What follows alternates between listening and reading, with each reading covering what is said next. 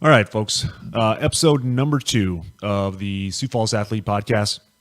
Wanted to have another guy on that I've known forever, and obviously, I think a lot of people are probably unaware of like I said this on last week, the talent that we have in Sioux Falls that are competing on a like a world stage, and so the second guest of the Sioux Falls Athlete Podcast would be Jona Leo. How you doing today, sir? Doing well. Thanks for having me on. Awesome. It's not often that I get to talk to you anymore. It seems like either I'm traveling or you're traveling. Now, I've heard inklings from you. I think that you're going to be kind of ramping down some of the competition stuff.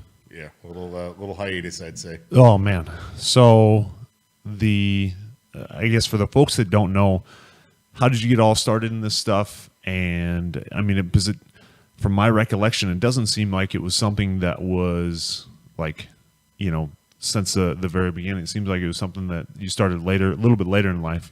No, I've been going for a while. Yeah. Well, I know that. Yeah, a lot of people don't know the history, but I was 4-time state champion in high school for powerlifting, and I was a 3-lift guy up until I decided to go the bench only path, and that was just about 7 years ago. But yeah, I had an older brother that I decided to follow his lead. He was a national champion his only year doing it. And so kind of picked up from there, and I really did it to improve in athletics. Your big three, I did it to play football. I ended up playing college ball, small college. And where'd you play college ball at? Northwestern. Northwestern, yeah, okay. Orange City, Iowa. Yeah. And then got out of there and went about 1 to 2 years and just had a competitive itch that needed to get into something. So I was a 3-lift guy for about 2001 to 2010. I think I won 6 or 7 state championships. Never took it to the next level. And then my last ditch effort I'm going to do one national meet and I'm done. Mm-hmm. And it's going to be bench only. It's always been my strength. So I decided to go to one national meet and I end up winning. And then you get on the world team. Yeah. And then I'm hooked. So then it was 7 years straight after that. Sure. So what do you think was the big change in that from, like you said, never being like super competitive or in that realm to doing that on the national stage? I knew time was running out. It sounds weird saying that. I was, sure. 30, 32, 33, had never done anything above a state level. So it was a thing where then I also had a person, asked me if I was going to do nationals. I said, hey, I'm thinking about it. And their response was, oh, you'll never do it. You always say you will, but you won't. Right. And I was like, all right, pal. So that's what got me. Time was running out. That's what got me that next level. Was really just kind of someone firing me up, and I'm glad they did. Yeah, it's weird that sometimes that's a huge motivator in people is that, okay, you're telling me that I can't, like we had brought this up last week that me traveling around to a lot of events in, California and New York and things like that, people expect so little from me, it seems like, for some odd reason in the middle of South Dakota. And so I almost felt that as like a chip on your shoulder that you needed to have. So maybe that's something the same as you. So looking it up, I think you went to high school in St. Paul, Nebraska? St. Paul. Man, home of Dorothy Lynch, I think. It was. Yeah. I only know that because like also growing up in Nebraska, I actually grew up like straight north of you on 281. Seemed like the only things that were like big deals were you had to have Dorothy Lynch because it was from Nebraska, and you had to like pretty much worship Tom Osborne, and that was about it. Yeah, so pretty accurate. I actually grew up between the towns of St. Paul and Dannebrog, and Dannebrog is only like 380 people, and 180, I forget. And they used to be on Sunday morning, every Sunday morning, as far as on Charles Corral. And they had a guy named Roger Welsh who was so there's a lot of people know Dannebrog, the little town, but that was it's great being in them rural roots. Yeah, I enjoyed it. It's weird because I've always grown up in towns like that are 2,000 or less, and so here living in Sioux Falls where it's in my opinion it's not even that big a town, but in my opinion it's a huge town. It's crazy. I like going back to my small town and just it's such a different atmosphere. So it's kind of crazy. So the getting back to kind of the sports side of things. So you went did that first national team. What were some of the things that you did after that? To okay, now that I'm starting to compete on that world stage, was there anything major that you changed or? Quite a bit. Number one is, I guess, a belief in yourself that you can belong and be on that stage. Number two is access to the right people, and as far as coaching and being able to kind of get great feedback. And I think that's the best thing an athlete can do is put themselves in the shoes to literally have someone be very critical on you. And there'd be times I'd send videos to some of the world team coaches like Tim Anderson, Donovan Thompson, Bill Gillespie, and tell you what I thought it was a great lift, and they would just pick it apart. Sure. And best thing for me. And then, nutritionally, I started getting hooked up with Science Nutrition at that point, and being able to get the right supplements, right timing, in addition to the correct foods. And then, of course, Titan Support Systems. I mean, pulling them in as a sponsor, being able to kind of get the best equipment at the right times is critical as well in the equipped world. Yeah. Now I know. Speaking about sponsors and things like that, you worked for Trail Ridge. Do you still work for them, or do you or are you full time now, athlete, or how's? Nope. I was with Trail Ridge for was I there 9 years? Sure. Yeah, 9, and I was their wellness director. So I had the beauty of working with individuals, I guess, in that GI generation, the older generation. Sure. And helping them obviously with their goals and building that program from virtually 17 people to, with help, of course, to a full wellness center and a huge participation. And I still say to this day, I'd never be where I'm at if it wasn't for that, because the hours not only lended themselves to good training, but also just the regimen and the extra stretching, extra things I had to do daily to help keep me injury free. Sure. But beyond that, and actually now I work for Push Pedal Pull.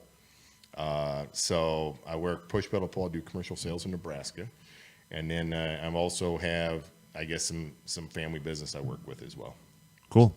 Yeah, it's with the athletes that we have here at Next Edge, it's kind of funny. You have to find those jobs that I can go and pursue my my professional career or amateur career while still trying to hold down a job until those funds can start coming in from that professional side of things. So it's always interesting to find jobs that you can kind of do that, and they support those type of things. We used to have Shayna used to work for UPS, and that was another one that it seemed like they worked really well for athletes, because you could get there and 4 o'clock in the morning, go through a bunch of stuff, and then be out of there by 10 or 11 and still maintain a good training regimen. So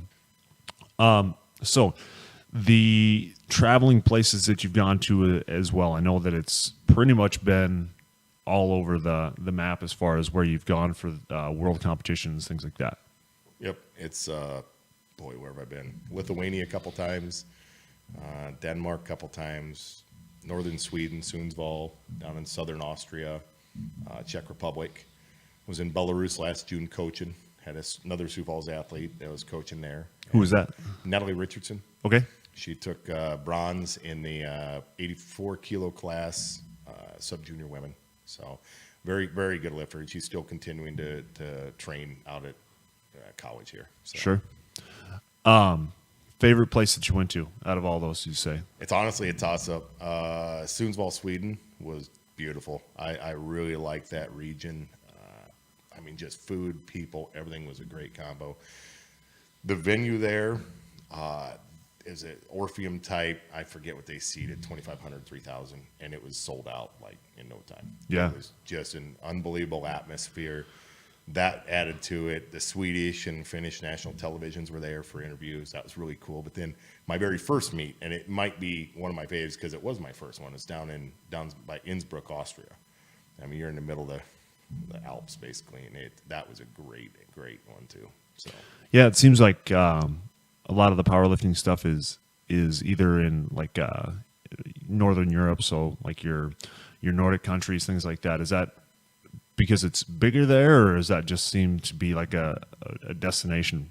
I think it's bigger there. I also think that not getting into politics too much, and I don't know the inner voting methods or anything of that sort, but I think the amount of votes they have in that region probably lends itself to keeping it in that Northern Europe. So I think that there's a little bit coming into play there. Sure. So, because I mean, ultimately, you try and get to North America. We got 3 boats. If you Right. Include Mexico. So that's kind of where it's at. I think that's where the boating power is, and that's okay. It's fun to go there. Sure. The Denmark's one of the places that I'd love to go. So I think that would be a fun time. I've traveled quite a bit through like South America and everything. I haven't had a chance to go through anywhere in Europe. My wife does all the time, and it annoys the crap out of me. I just need to hitch a ride and go with her sometime. So say somebody wants to get into the world of competitive, especially competitive powerlifting or bench, things like that. Your routes on where they should go. You've talked a little bit about it already with finding the right coaches, things like that. But kind of your format that you would suggest To get to that level, just like even In on the general. just in general on the starting side of things. I mean, I think most people would probably say, okay, I'm going to go in here and just start lifting. And I don't know if that's an appropriate way, or if that if you should find a team to go with, or if it should if it can be a solo thing. I guess the first and foremost thing is find that meet, find that date, and commit to it. I mean, I guess making the commitment to do that meet. And I've been in gyms where there's a world of strong people out there. And do you have to become a quote unquote power lifter to do a meet? No. I mean, it's fun to challenge yourself. And so get a meet on the books. I'd say number 2, probably look for someone in your area that has experience in that field. Because, it's if I want to get into marathoning or if I want to get into MMA, I'm going to go find those people that have experience in that. Right. And there's a lot of, I like to call them general practitioner trainers that really just, they're general health. They're probably not going to have the real in-depth know-how of how the meet works or how a fight exactly would be. So it's probably getting next to people who've done something. And we're really fortunate in our area because our high school associations are strong, getting stronger. The rules are really aligning with USA Powerlifting, which is probably considered the strictest rules in all powerlifting. So things are looking up and up for our area in that. So it's great time to be part of it in Sioux Falls. But I would, once again, find a meet, find someone with some know-how, and from there, train for it. Go do your first one. You know what? You're going to stumble on yourself. You're going to do things wrong. You're probably going to be aware of some rules here and there. But you know what? We were all novices at some point. And when you get to that first meet, there's a lot of people get bit by that bug. And boy, now it's something to train for. And now they're going to start learning. And internet world has a lot more, I guess, readily available knowledge than it ever has. You got to consider your sources a lot of times, but there's a lot of stuff to be found out there. And then, kind of touching on that, you have, I know that you kind of, at least you used to anyways, build programs for other folks. Do you still do that or? Really, I've isolated it to just your clients, the people that I train with. Sure. I've got I think I'm dwindled down to about 6, 7 right now. And 4 of us have competed on the national level. 2 have not. So that's what's fun, is finding that small collective group that has a common goal and working with that. I was doing online stuff for a while, and some people are just phenomenal at that. But 3 kids, my own training, everything else, I honestly couldn't do it justice. I mean, I met some great people, had some athletes go international, do things, but it was a thing where I like the face-to-face coaching. Yeah. I just enjoy that because you can read people. You can have a little more control over a lifestyle rather than, hey, I missed my weights on Monday. Well, how was your weekend? I was on a bender and I forgot to eat Sunday. No wonder you missed weights Monday. So having a little more control over that. But yeah, I've kind of dwindled down on the online stuff and just face-to-face. And what's great about it is just now I have time. I can focus on my own training a little more. I think when you invest yourself, this probably better than I do, when you invest yourself in others, it's really tough to pull that time back for yourself. Yeah, for sure.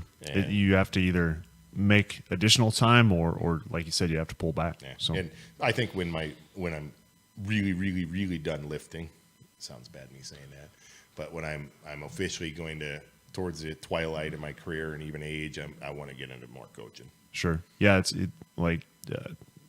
same kind of thing where that competitive drive, even though you get older, that doesn't go away. You just have to, circumvent that, and now now it's not your competition anymore. It's you coaching and being competitive that way. So it's funny how that, like I said, at least in my eyes or in my life, that hasn't gone away at all. It's just been through different avenues. So, and I think that's, it's weird. Like I said, most athletes are competitive, but then you'll have business guys that are just as competitive towards their business. So it's kind of crazy. You touched on like the USAPL, and then I know that you've competed a lot for, I believe it was IPF as well. Yep. Okay. So for our sports and things like that, there's tons of organizations out there. Is that the same for you guys, or is there primarily like one or two big name ones?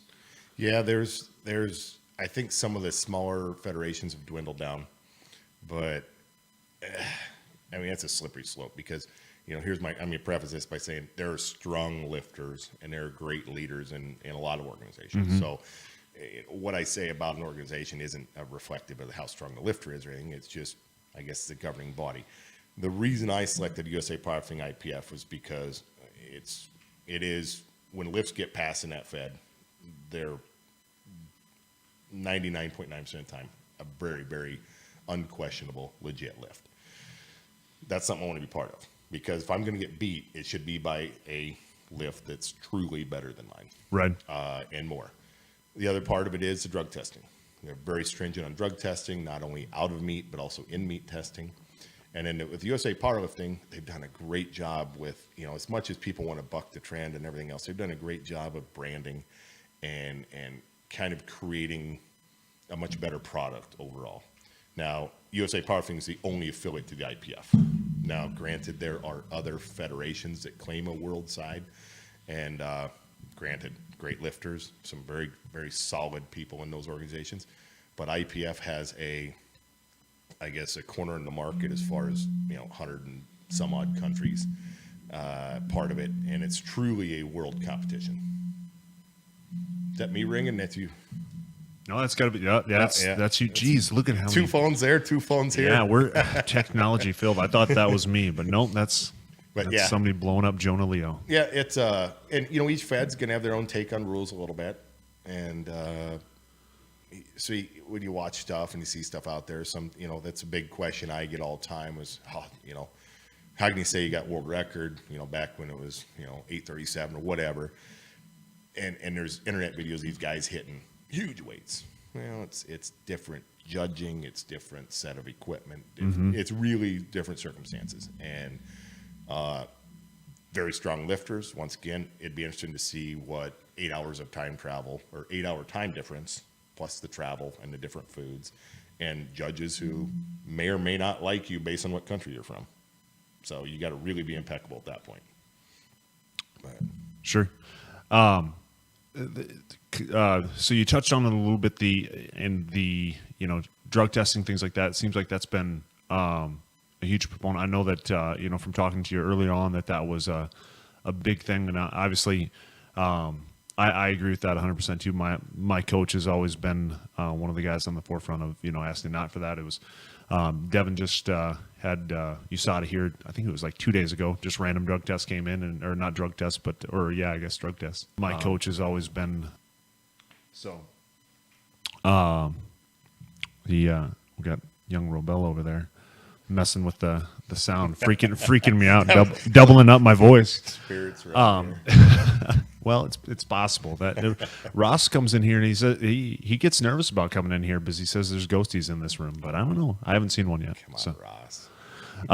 But talk to me a little bit about that. I know that you guys do testing. Just like, is that through USADA or is that through WADA? Is that through? Okay. Yep, WADA. It's administered by WADA. So I mean, when they show up, we got to fill out there's really two levels. USA Powerlifting is kind of on this ALF form right now. So if you're competing internationally or had competed internationally, they're going to basically ask for your whereabouts. So you got to give an hour a day. They can come test you. I was previously, and there's still a good number of athletes on the WADA drug test list, and that's administered by the IPF. So that one there, kind of cool because you have a little app for your phone and you can update addresses and the whole bit from, you know. But it should be serious. I think that when people come and drug test, I enjoy that. Some people complain about it. I enjoy it because, number one, you know they're trying to keep the sport clean. And I think that's the primary part of it. And speaking of that point, there are other powerlifting federations that don't test. So there is literally absolutely no reason for someone to be in like USA Powerlifting drug tested, failing drug test, because they have other organs to lift in. Right. So Sure. that's my take on it. And then one of the things that we're going to show a video of you lifting here real quick here just in a few seconds. But talk to me a little bit. Well, actually, here we go. This is at X Fitness, I think. How much weight do you have on there right now? I think that was 903. 903. So, like, pretty much like 4.5 of me. She's got a little wobbly at the top there, but yeah. Man, that's I can't even fathom that. That's I mean, when did you start kind of hitting those bigger numbers? I mean, were you always in? I know that you had the world record for a little bit, and then that's. I think somebody else has it right now, though, right? Yep. Okay. Yep. When did that start changing from like those? I mean, to me, like anybody that's bench pressing in the threes is to me a super strong guy. So to have you going 900 pounds, it's kind of ridiculous. Yeah, it definitely didn't come overnight. Sure. Part of the unfortunate, I shouldn't say unfortunate, part of the reality of the sport is in the super heavyweights, the heavier you are, right, a lot of times it's going to correlate into more poundage. So some of it was a maturation process from being, a 310 pound athlete up to, 330, 340.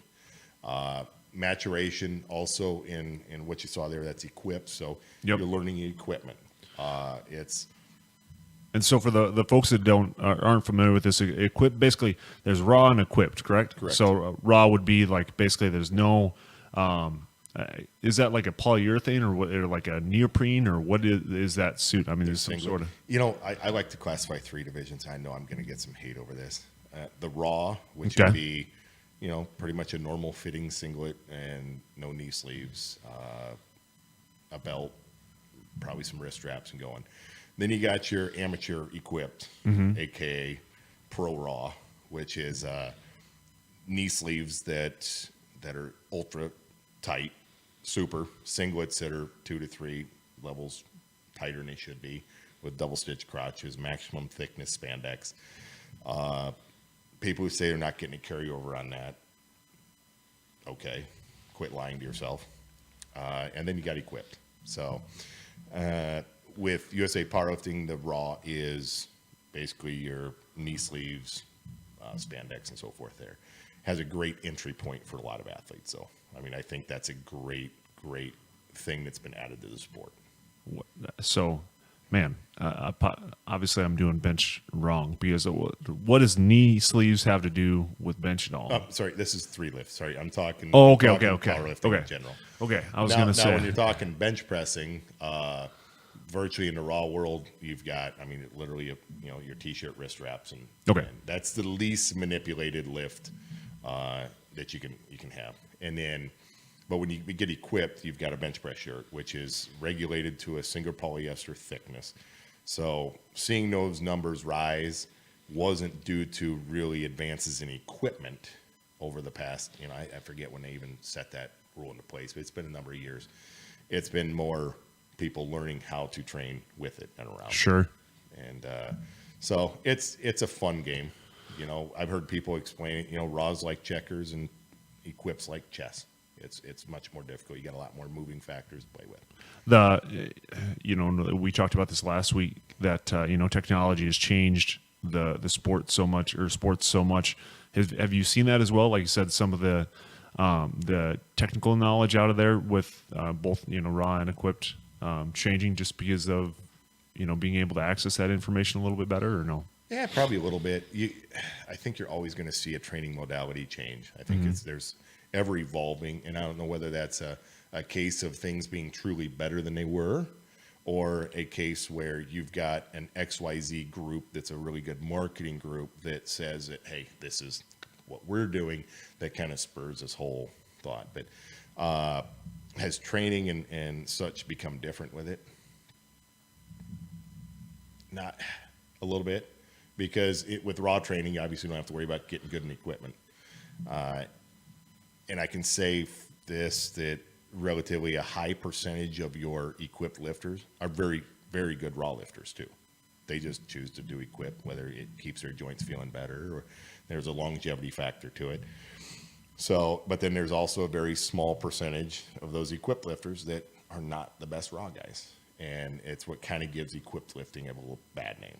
Sure. So that's the unfortunate part. What would you say like the poundage differences between like the world record for equipped and raw? I mean, I suppose we could. What is world record? We could look it up, but IPF world record raw bench is probably around. It's got to be at that 6 mark or sure. thereof. So probably about a 300-pound difference. Okay. And then the current world record IPF is I think 903. Okay. So you got, I mean, there's substantial difference. Yeah. And, you know, it's difference between driving a stock car and a, pro street. Yeah. So it's a whole different feel. It's adrenaline at its finest. Yeah, I would imagine I would be crushed under that weight. So we have any comments on the old Yes, we do. boom. Pull them up there. Let's see or I should say, yeah. So I can barely read any of those. Boy, your eyesight is getting bad, isn't it? No, well, dude, my eyesight has been bad since the beginning. I went and sparred down in Arizona for a little bit, and I had to go southpaw, which if I can't see out of my right eye, it's bad. So I was getting wailed on with left hooks, and the guy was just like, "Hey, you got to keep your your hand up on that." So I'm like, "Yeah, I just didn't see him coming." He's like, "Well, yeah," and they started talking. I was like, "I can't see out of my right eye." So for the folks that don't know that, I'm pretty much blind in my right eye. My left eye, because of it, is terrible. So I give myself about another 3 years before I'm completely blind, just walking around with a cane. Okay. Food is fuel. Agreed. So I was actually watching, gosh, what was it? Not Generation Iron, but the one with Brian Shaw was on there, and Eddie... He's a smaller guy that had the deadlift record for Eddie Hall, talking about like the amount of food and everything he has to eat to be able to do some of this stuff. Not even that he wants. He's okay. I'm not trying to get huge to look massive. I need this in order to compete in this sport. And so it's that's something that's completely foreign to me. In the fact that we're used to doing things to I'm gonna eat as clean as I can, and like clean could have a completely different meaning, I guess, for our sport compared to your sport. Talk a little bit about that. On just overall nutrition? Yeah, overall nutrition for a power lifter. It honestly, a weight class driven on that one. Sure. Like one of the guys that trains with the Easton Schuster, he's our tallest hobbit in the room. He's able to restrict his diet, and he still eats massive amounts of meats and good fuel. And I think it goes back to just correct habits, less processed, less sugars, eating at right times. And he's able to maintain a 195 body weight, and he can eat like a horse and barely get up 200. So super heavies, we're probably taking in obviously more volume. Mm-hmm. Probably have a lower overall activity level in a day than a 195-pound person, but it's the bread and butter of it is high protein. You got to obviously get your fluids and your fiber in with that. Correct amount of carbs. You can't be completely scared of them because that is fuel. This sounds crazy, but as you age, digestive enzymes. That's one that Bill Gillespie from Liberty University. And he kind of let me in on that, just helping to digest that food as you get out of your 30s and into your 40s now. branched chain amino acids, which I kind of got connected with Joel at Science over there, and that's probably one of the factors. It's helps you to synthesize and utilize the protein, at in the case. But the mentality for a lifter who is not near the weight class limit, Mm-hmm.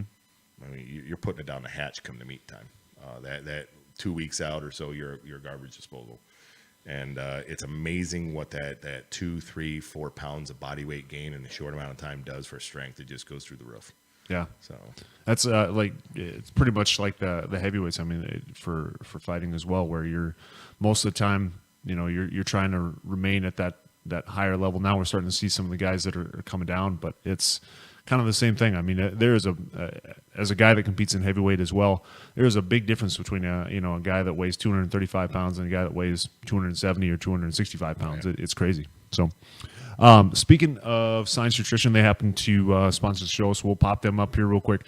If you get a chance, definitely go down to Science Nutrition, talk to Joel. Like you said, you've working with him has been a big benefit for you, I think. So. He's always been super nice to us as well. Helped me out on a lot of things as well, and it probably doesn't show as much, but I definitely hit down there quite a bit. So, and then also Team Howe, they've been fortunate enough to come through Howe Electric and Howe Plumbing. Just been a great support even for this starting on small podcast. So. Definitely check them out. Team Howe is starting to do a lot of things with amateur and pro athletes. So very interesting to see some of the companies start to sponsor some of the athletes. Because like I said, we've got such a good group of athletes that are coming along here in Sioux Falls. I mean, there's so many good trainers in this area that it's nice to start to see some of Sioux Falls athletes become, on a world level. So. And you talking about that just kind of spurs do we have a time limit? No, we got about another 5 minutes, probably 10 minutes. You talking about that, really spurs it on as a young athlete getting into it. We're talking about powerlifting earlier, and this I think it apply to most sports. Prove yourself first before you go seeking sponsorships. Sure.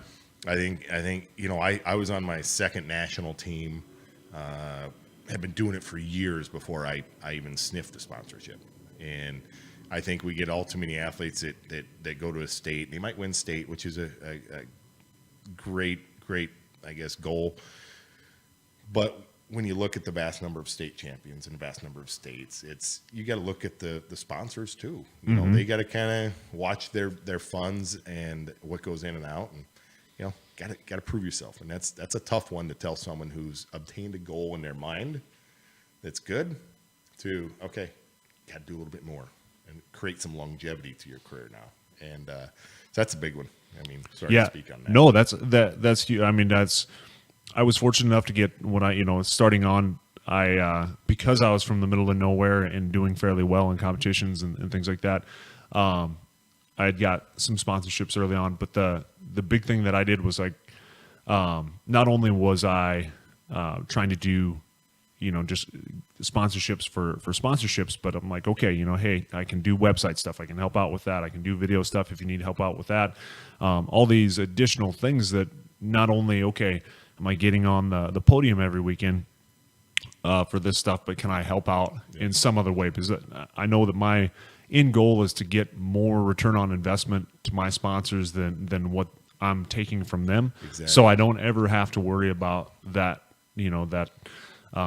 risk of losing that sponsorship money. I want to make sure that that's there pretty much every time. And I think a lot of athletes, when they first start out, they're trying to get a lot of that, recognition from being a sponsored athlete or being getting the money from there, and not really thinking about the company side of things. But that's just like when you go to work every day and you have a company that you want to have succeed, because you want to make sure that when you're 55 years old, you can retire or 65 or whatever. Yeah, definitely, like you said. Those same lines. That's the reason I kind of started running powerlifting meets, was to give my sponsors a platform. Mm-hmm. And now that, we run the state meet on this side of the state, it's a nice platform, 110 lifters coming in March 17th for that. It's a convention center, Nice shameless plug there. No, And, plug as much as you want. and in so. 2019, we got Bench Press Nationals coming to Sioux Falls. So, I mean, Labor Day weekend of 19, we'll have a national meet coming to town. First time, I believe, for powerlifting. So we got that working our direction. Yeah, is that so? Do you guys, for these meets and things like that, do you have quite a few?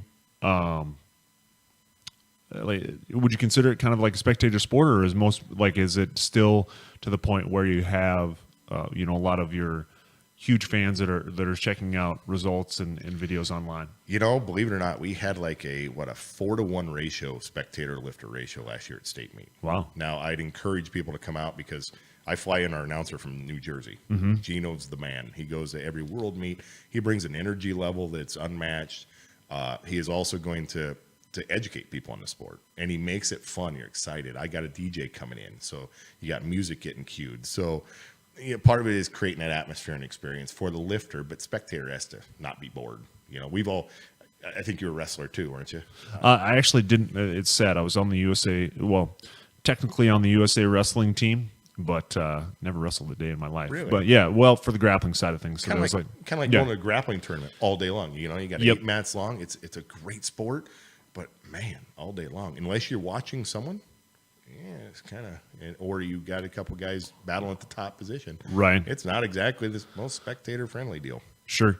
Yeah, it's. I mean, I've been to a couple of them that you put on. I think I've been to the Arnold's a bunch of times now. The Arnold's, like you said, due to the production is crazy. It's fun to watch. Everything is but I actually think it's kind of fun. I mean, just because, like you said, the music gets going and the guy comes in. And for the folks that don't know, and maybe I'm completely off here, but essentially you're going to set your weight of what you're going to, say you're going to bench, and then you have to hit that. And there's kind of a strategy of, okay, I don't want to start too crazy high, but I don't want to start too crazy low, things like that. Go over that for like a few seconds. Yes. All right. You get 3 attempts. Your opener should be something that if you wake up on meet day and you've got a cold, you're sick, and without a shadow of a doubt, you'll hit it. That gets you on the board. And then your second attempt is probably something that's going to be just a tick underneath your max. That's going to allow you to dictate really where your third attempt goes. I mean, if you crush it, you know that you got a PR in you that day. If you barely squeeze it out, you might play. Now, there's all gameplay with that too. So, I mean, that's technology in the sport. We're allowed to see what their next attempts are. We're able to see where we're at pound for pound, everything on the score sheets. So, with that being known, you can make some of your attempt selections based on how you're going to place. Sure. So you don't have to do that, because must have been incorrect in the fact that I thought you had to make all 3 of them pretty much at the same time. Nope. But nope, you can. So you can reassess pretty much after every lift. Correct. Awesome. Hey, we should go back to those Facebook questions. All right, let's go back to the Facebook Good. questions. Hey, I don't want to lead this or anything, but No, we're good. what do we got?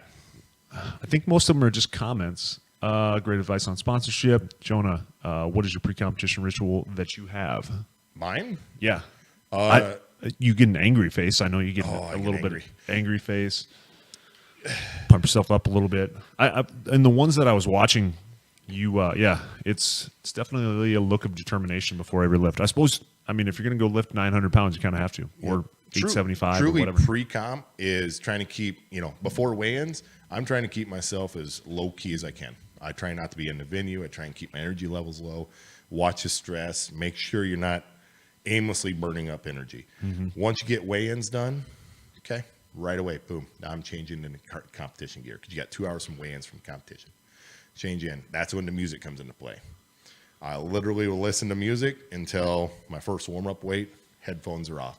I want to hear the clank of the weights. I want to hear the talk and the chatter in the warm-up room, and I want to hear the platform, the announcer. I want to take in that event and the energy of it and utilize that. And then when it comes time for go time, I mean, you're on deck, baby. There's nothing better than you tighten up the belt, tighten up the wrist straps, you throw that chalk on, and you're allowed to create an intensity that there's very little other reason in society to create it. Yeah, other than that's sport. And that's exactly it. I mean, when you lift, that looks very much like that. I wish we'd maybe pull one up on YouTube, but I don't know if I'll have you not do that. Actually, just I don't want to get yelled at by the folks for using their footage. I don't know if The they tubers who IPF. Yeah. Yeah, I know Chrissy. She's the IPF media. Chrissy's Chrissy's all right with it. all right. Well, give us go into the YouTubes and find give me one of them that like if you could figure out something that you might be able to find yourself on, because I know there was one, but I think it was pull that. My name's Thomas DeLauer, and you're probably now wondering, this what is- the Got heck the are these gotta- commercial doing? one. While he's looking up, let's go back to questions. All right, man. You should just run this thing. Hey, I like no, it. No, Gives now- us some new content. All right, now see that's going to be the problem. He's got to switch it over to the other window. Now we're off. He's brand new with this. He's doing well though. He's doing really well. No, not quite. Now we're really messed up. Yep. So take off those. You gotta go to that whole window. You gotta click that one. Oh, you're gonna play that one there, aren't you? So Well, that's what I was asking. So which one? Because you miss on this one, right? this one, Yeah. Well, right. if it's my second attempt, I'm gonna run over and help him out. It's the closest miss you'll ever see. Yeah. I'll just say that.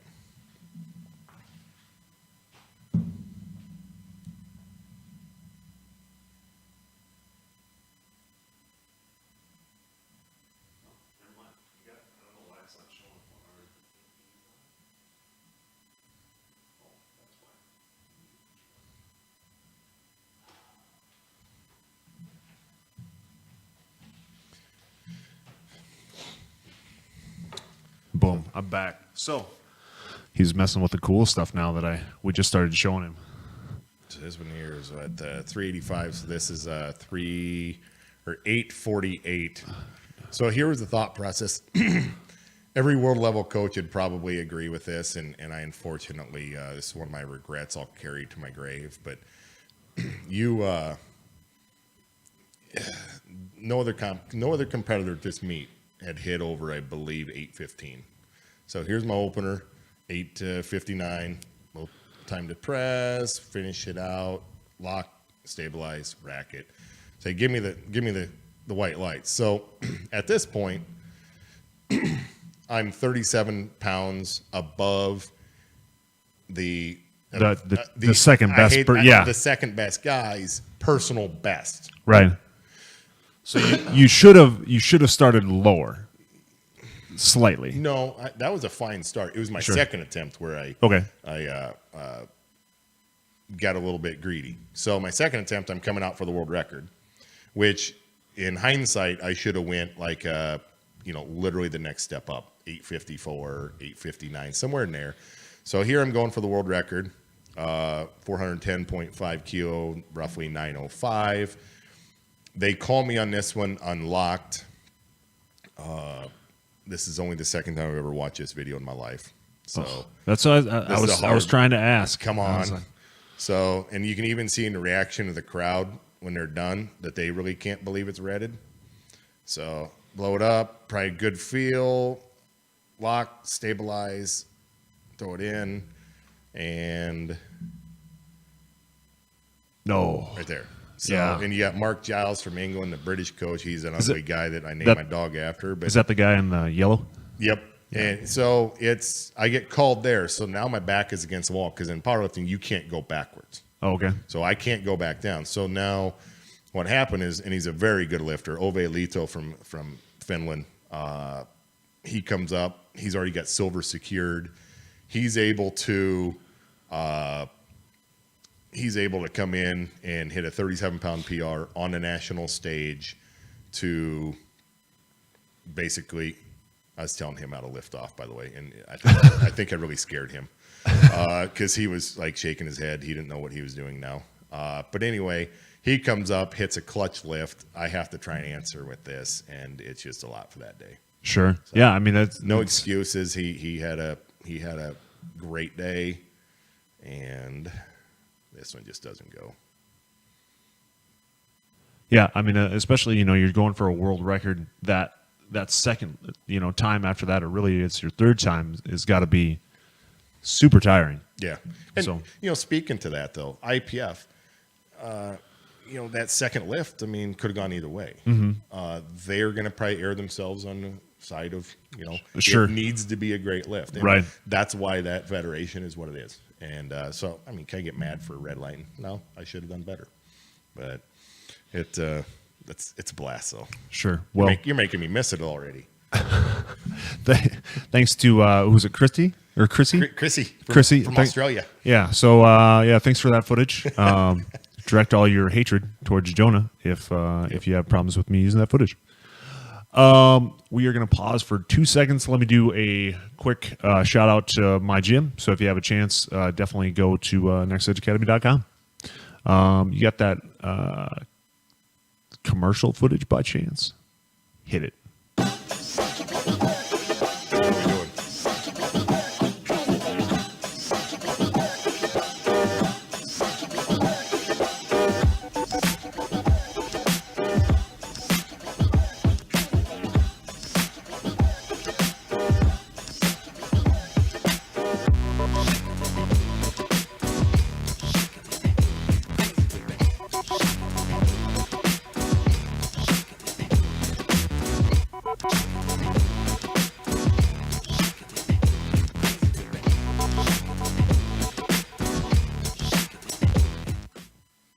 Boom. I got myself a plug in there, a selfish plug. So let me hear any of your selfish plugs that you got over there. Selfish plug. Really don't have one. Nothing like going to leostrength.com or... Well, leostrength.com is virtually just a landing page right now for the powerlifting events that I sponsor or host, and also just kind of my private gym page. Sure. Sponsorships, anything like that? Yeah, well, I mean, going back to Leo Strength, I am open to other lifters, but unfortunately, your times are going to have to jive with ours. I think the atmosphere is going to need to jive well, and because unfortunately, I'm not going to take any more time away from family and kids to do it. So, if it works with our schedule, hit me up, info@leostrength.com. And otherwise, look there for meets. Other sponsors, Legend Fitness. They made phenomenal strength equipment. They're sponsors. They're huge. The Science Nutrition. Sanford Health is a sponsor of the meets I run. So Sanford is throwing their name in the hat of these strength sports, which is awesome to see. And I believe that partly what attracts them to the organization is just that it's clean, it's drug free, and it's the pinnacle as far as judging, I think. But other than that, Science Nutrition, mentioned him a few times. So Joel's getting his plugs in today. And T Chiropractic down there. I don't go unless I have to. But when I have to, he mends me back. And what's great about him is he's not just popping your back and popping whatever and throwing you out. He's doing a lot of tissue work most of the time. And that's what kind of keeps you going, is making sure you're loosening up what needs to loosen up and strengthening what needs strengthened, and that keeps you going. Yep. You'd mentioned Sanford. I think we're going to try to have one of their nutritionists come on probably the end of the month and hopefully talk a little bit about nutrition side of things and how it differs depending on sports, things like that. So look for that at the end of the month. The other thing that you touched on real quick is just kind of that home life balance with athletes. I know that we have a lot of, our athletes that come in here, and the kids are coming in at the same time. So running around in the background as we're running practice, because that's something that I care a lot about. I mean, I don't want them to take away from their family when they're coming in trying to, pursue a sport. So, and I'm guessing by the photos that you have on your Facebook page, it's pretty much the same for you as well. I think you get maybe a little bit of kid time in with lifting as well. I think it's huge because, we are the number one influence in our children. And having gyms that won't allow you to bring a kid in until they're 14 or 16 is, I understand rules and I understand why, but it's phenomenal having my own space where I can bring in 7, 8, 9, 10-year-olds. We're not powerlifting with them. They're following our example. And, if they want to do push-ups, and, we kind of work with them in appropriate levels. But that's huge. And same with MMA here. Gosh, you come in and you watch mom and dad, and they're just working it. And, kids don't see that enough, I don't think.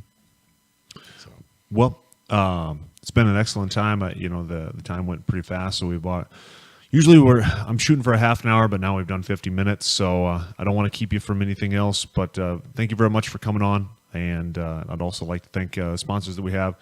Team How, Science Nutrition, like I said, get down, see Joel. If you have any plumbing issues, things like that, make sure to see How as well, because like I said, they've been a huge help as well. So any last comments, Mr. Jona Leo? I appreciate you having me in. I think it's phenomenal what you're doing as far as getting some of the Sioux Falls athletes onto the stage. We got some great people around here, young, old coaches. Like you said, we got a phenomenal nucleus. We've got phenomenal systems and people in place to help develop those athletes around here. And this is a great thing. Is sports completely life? No, but can it enrich it? You betcha. Yeah, it especially with all the sports complexes that are coming up through town and everything. It's crazy to me what we have here. So, by the way, you're going to start to hear some music from local Sioux Falls rapper Denham McDermott, and I think that's going to be pretty much it for the show. Jona, thank you very much for coming on. Loved having you on. Like I said, I knew this would be a good one for a lot of people, just because it's getting to be more common that we have world level athletes, but it's always nice to talk to somebody that's competed on that world level stage. So, thank you very much. Thank you.